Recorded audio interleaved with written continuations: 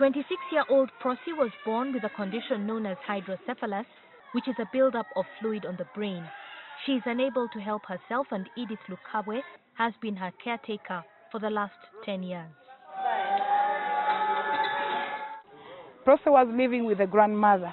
We call them Nyarandas, from Rwanda. They were from Rwanda.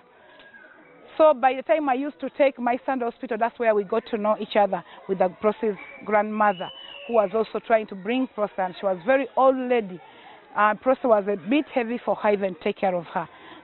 Prosi is the oldest of the people with disabilities at the Home of Hope in Wakitaka village, Jinja district.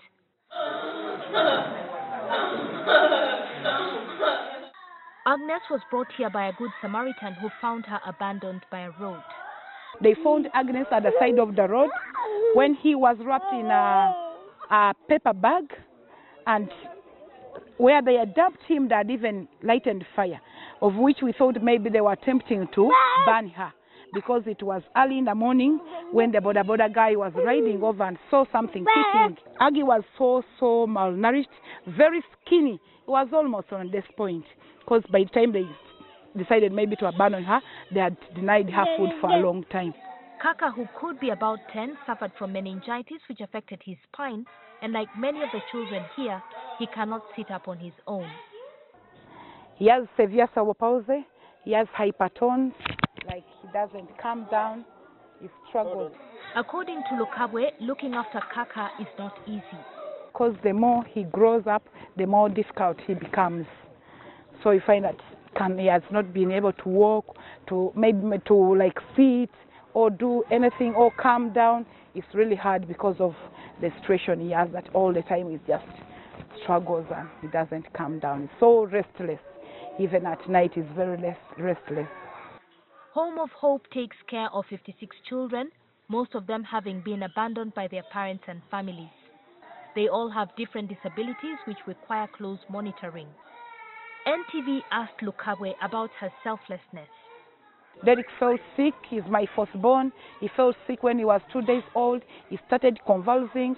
He changed into yellow color. We struggled so much with Derek, of where even people used to say he has this is his demon possessed, this is witchcraft, but we didn't give up with my son. So by taking him to hospital, that's when we got exposed, like knowing that there are other children who were really struggling with disability, and people were like have a high stigma towards them. As Uganda celebrated the Day of the African Child, this Home of Hope was also receiving donations from Isuzu Company in the form of food, beddings, and medicine. We do the gesture here we're doing with Home of Hopes, where we want to share with them what we can do, and these people and the children really deserve to be happy. They have nothing to do. They have been born and found themselves like this.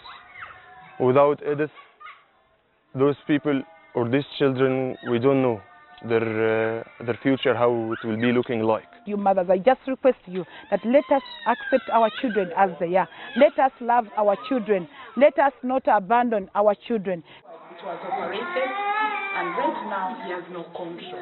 So everything just comes out time to time. Because of that, there is a gap which was created between him and